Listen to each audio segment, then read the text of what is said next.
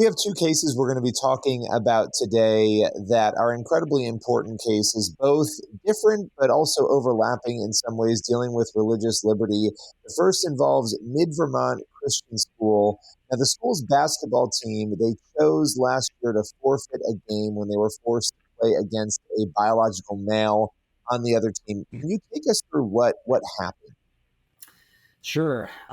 Well, the Mid Vermont Christian girls basketball team qualified for their state-sponsored sports league playoff tournament, and when they were looking at the seedings, they knew that the team that they were paired up against had a biological male who was professing to be female on the other side, and so the school reached out in advance of that, even actually before the seeding was made, and asked the State Sports Association, hey, what can we do about this? We have concerns over playing against a biological male, not just the safety and fairness aspect, but more importantly, the religious aspect. They believe that boys are boys and girls are girls, and that's the message that they instill and inculcate at their institution, at their school. And the state-sponsored sports league said no. And the school said, well, unfortunately, we're going to have to forfeit. So they forfeited the game. And as a result, the state punished them by kicking them not just obviously out of that tournament, but out of the sports association entirely.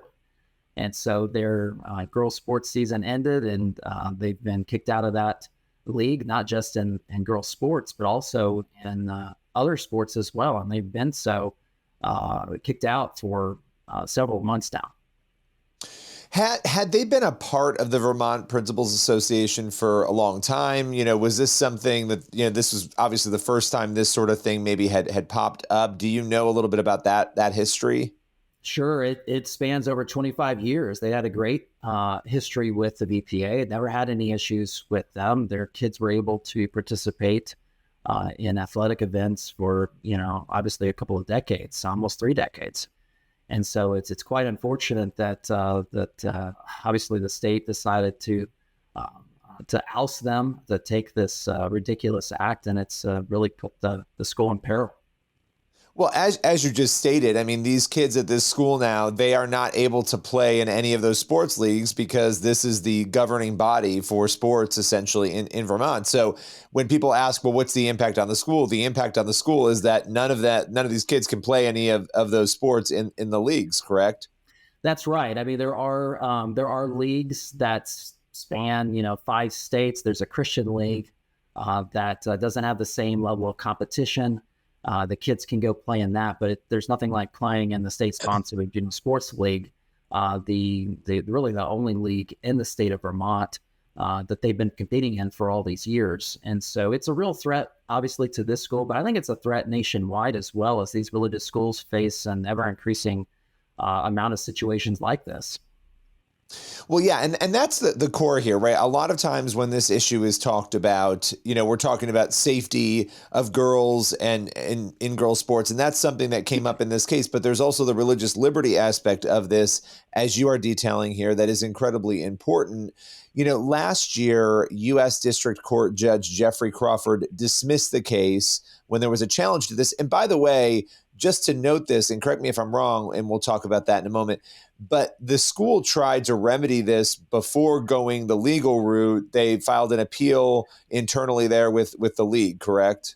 That's right. That's right. They tried to remedy it before the game, before the forfeiture. They also tried to remedy it after they were kicked out. They went back to the VPA, the Vermont Principals Association, which is the sports league, several times, asking them to reconsider and to think through what they've done before they went and filed a federal lawsuit. And as you noted, the judge actually denied our request for injunctive relief. And so we've taken that denial up to the Second Circuit, the Court of Appeals that oversees cases that flow from the state of Vermont. And we're in the middle of briefing the case right now. So you mentioned this before, but let's just talk about why this is important to everyone, not just Christian schools, right? The ability for a private school to live out its values, to operate, and especially after 25 years in a league, right? It's not as though they joined the year before and they were, it'd still be an issue legally, and they were booted out. But there's a long history there. But why is this an important case for everyone, not just a Christian school.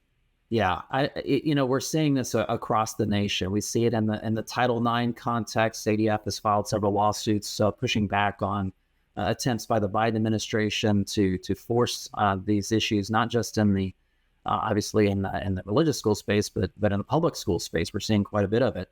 But in the religious school space, Mid Vermont strives to exemplify biblical truth, and in and through everything it does. The school won't be complicit in propagating a falsity, so the school can't, facilitate events that undermine its beliefs about sex and gender. And other schools across the U.S. Feel likewise. They have the same philosophy when it comes to issues of sexuality. And so, if a state like Vermont's able to kick out a great school like this, which, by the way, had done quite well in basketball over the years, competing at the highest of levels in state tournaments. If a state's able to do that here, there's great concern that other states might follow suit. Yes. And I mean, this is an important case. You also have another case out in Oregon that I want to talk about today. It's a Christian ministry that helps at-risk kids. And again, this is an overlapping case dealing with religious liberty. They had been participating in a grant program at the state level, and now they've been prevented from doing so. Can you take us through a little bit of the background on that case? Sure. I mean, this ministry's been around for really over 60 years, serving the youth in Medford, Oregon, and Southern Oregon. These are at-risk youth. These are 6 to 24-year-olds mainly. They provide mentoring, education, and support for these at-risk youth, youth that are at risk of disengaging from school, from work, really just from the community. And so for years, they had been participating in a grant application, a grant process that the state provides. And about a year or so ago, they applied. They actually received the grant from the state. But when the state was going back and looking at the grant application, they said, well, wait a second, you didn't fully agree to, not discriminate on the basis of religion in your employment practices. And the ministry, responded back and said, well, wait a second, we require that all of our employees and volunteers, adhere to our, Christian beliefs.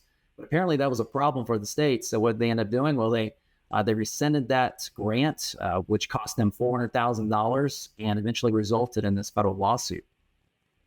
So this organization, Youth 715 or 715 Ministries, they're challenging this. Now, and before we get into that challenge, they had been doing this, as you said, for a few years. This had not come up before. This was not an issue. It was just sort of a sudden, hey, you can't have your statement of faith and your requirements that just came out of nowhere. That it was a new provision that the state, a new certification that the state had required. So no, it had not come up before.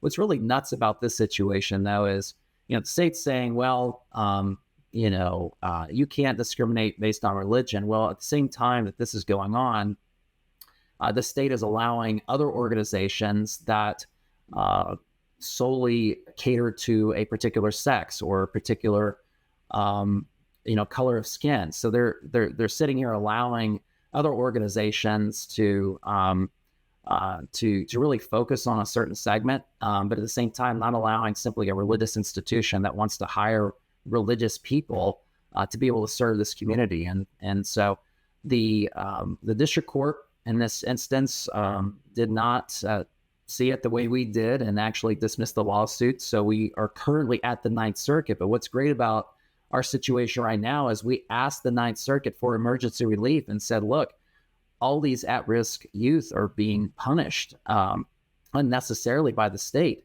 Will you order the state to reinstitute this grant that's damaging, the lives of these kids? Unfortunately, on an emergency motion, the Ninth Circuit granted that.